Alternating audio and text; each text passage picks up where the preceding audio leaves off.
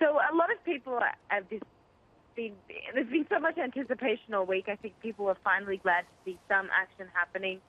So many people have expressed excitement. They're sitting on the edge of their seat. They're waiting to see what happens next.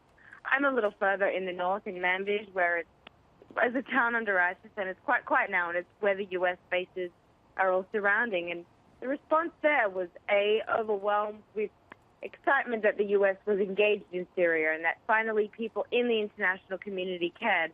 And there was also a sense of protection having the U.S. here, that they won't be the next victims of chemical attacks here. So I think people have really underestimated how much a lot of the Syrian people really value having the U.S. presence there, and the fact that people are still willing, 7 years into this war, to fight for these people who have just suffered so much through the duration of this. So people are really excited and waiting to kind of see what happens next, and they're hoping for more. They're hoping for something that's bigger and larger, so we'll see what happens.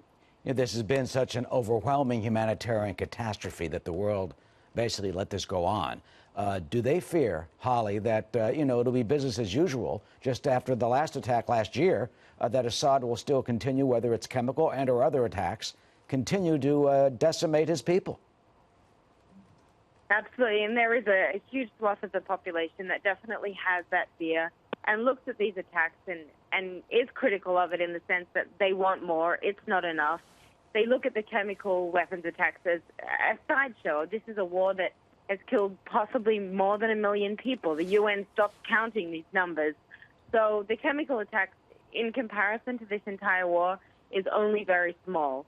And so they're definitely hoping that somebody, anybody, the U.S. is going to stay and see this through and at least pressure the communities to come together to the Geneva Conventions and try to bring an end to this protracted conflict. And do they have any doubt, at the Russian claims and the Syrian claims that, this is all fake and it isn't true and it was set up by the British and the Americans, that there are no chemical attacks?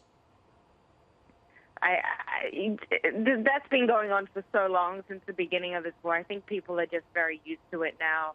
It's a kind of an eye roll moment for a lot of the people that are in this environment. They're used to that. It's nothing new to them.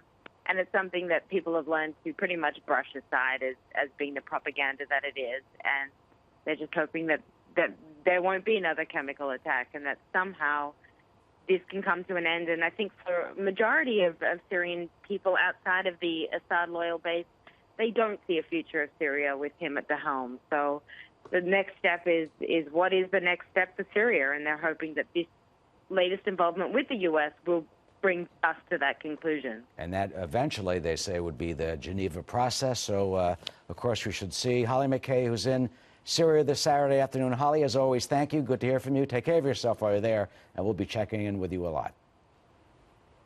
Thanks, Eric. Take care. You too, Hollie.